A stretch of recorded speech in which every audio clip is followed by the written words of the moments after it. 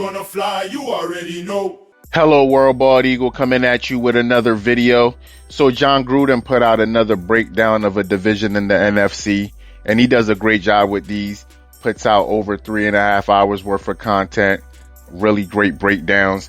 And this time he was talking about the NFC West, and it had me thinking, is the NFC West the NFC's best? Unlike the NFC East, where only the Philadelphia Eagles made the playoffs in the 2025 season and the other 3 teams did not, the NFC West had 3 teams make the playoffs.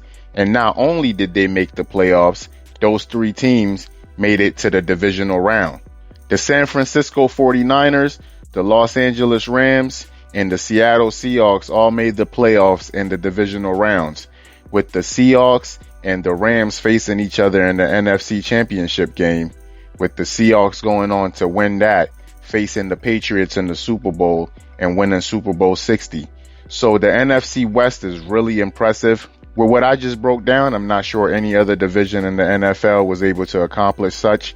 The NFC West has the only teams in NFL history to win more than 12 games in their division. The Seattle Seahawks won the West title and the Super Bowl last year. Matthew Stafford, the Rams quarterback, was the league MVP last year. And the San Francisco 49ers are always in contention.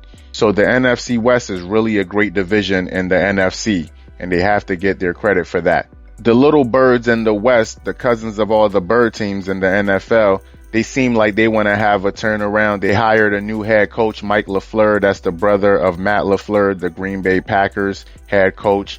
And he called a great game in that Hall of Fame game. But, you know, it's a bunch of backups and guys trying to make the team. Nobody's really showing their hand. So we don't know what it's really going to look like during the season. But they seem to want to contend right now. Josh Sweat is still over there, ex-Philadelphia Eagle. Not sure if he's happy over there. They got Jacoby Brissett. He was holding out, but now he's the quarterback going forward. They have Carson Beck. He had a great showing in that Hall of Fame game as well. Not sure if he's going to be the backup or if there's a quarterback backup battle over there. They have Marvin Harrison Jr. that he has to show a lot this season. People are calling him a bust already. They have Gardner Minshew as a backup as well. So I'm sure he's going to be QB number 2 because they brought him in and paid him money.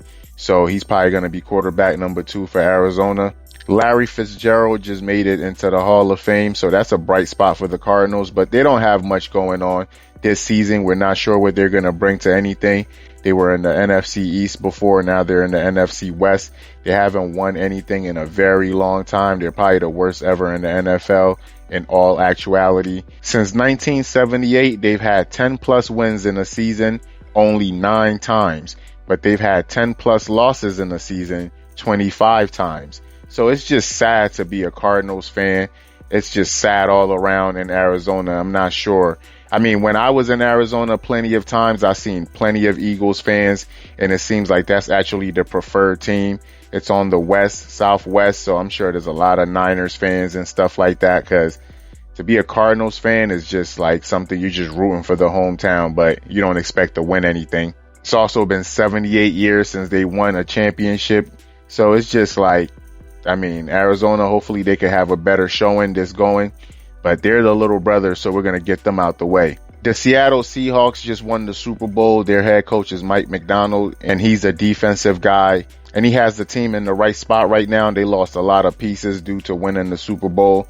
Just what happens to every Super Bowl team. But they're going to be able to keep themselves going. They have Sam Darnold as the quarterback. He's having a resurgence in his career for the last couple seasons. He's a Super Bowl champion now, so I'm sure that brings a lot of confidence. He made it through the ultimate gauntlet before, so there's no more seeing ghosts. So Sam Darnold moving forward in the NFC West, he's here to stay, because if you don't find him as a threat, it doesn't matter how you view him or not. They won the Super Bowl last year, so they're always in contention. Sean McVay and the Los Angeles Rams are coming off a season where they lost the NFC Championship game. Matthew Stafford was the league MVP. And the season before that, they lost in the divisional round to the Eagles. So they just keep creeping up every year. They made a lot of changes this upcoming season. They have Aaron Donald working out, possibly coming back because Myles Garrett is on the team and he's going to be wrecking shop. They have a great front. They have a good defense. They have a great offense. They have a great quarterback and a great coach. So there's a lot going on for the Rams right now, and they're definitely in contention in the NFC and definitely in the NFC West, making noise. The San Francisco 49ers been in contention for a while now, losing Super Bowls, losing NFC championship games, but nevertheless, they're always in it. Kyle Shanahan seems to not be able to win the Super Bowl. There's a lot of controversy about him right now that's non-football related. Not sure how that's going to affect the season. They have a lot of injuries piling up on their team before the season even starts. Brock Purdy, as the starting quarterback, has accomplished a lot in his young career, and I have a lot of respect for Brock Purdy, but right now he has to prove it because he's playing through some injuries in his young career and he has to bounce back through them. The team was a stacked team earlier in his career, and now it's starting to be decimated a little bit. He's getting to the point where he's going to have to carry the team, and is he able to do that? Is Kyle Shanahan able to get over that hump and finally win a Super Bowl? So there's a lot going on for the NFC West right now. They have a lot of new coaches, a lot of people that came over from different places. Like I said, they have some backups. The Rams drafted Ty Simpson, and he's the one taking reps right now over Matthew Stafford because he's an older guy and he's established, so I guess he doesn't need to take the practice reps in camp. They have Ty Simpson doing that. Cliff Kingsbury is now the assistant head coach to the Rams. Very familiar with him in the NFC. He was the head coach for the Arizona Cardinals before. He was the offensive coordinator for the Washington Commanders.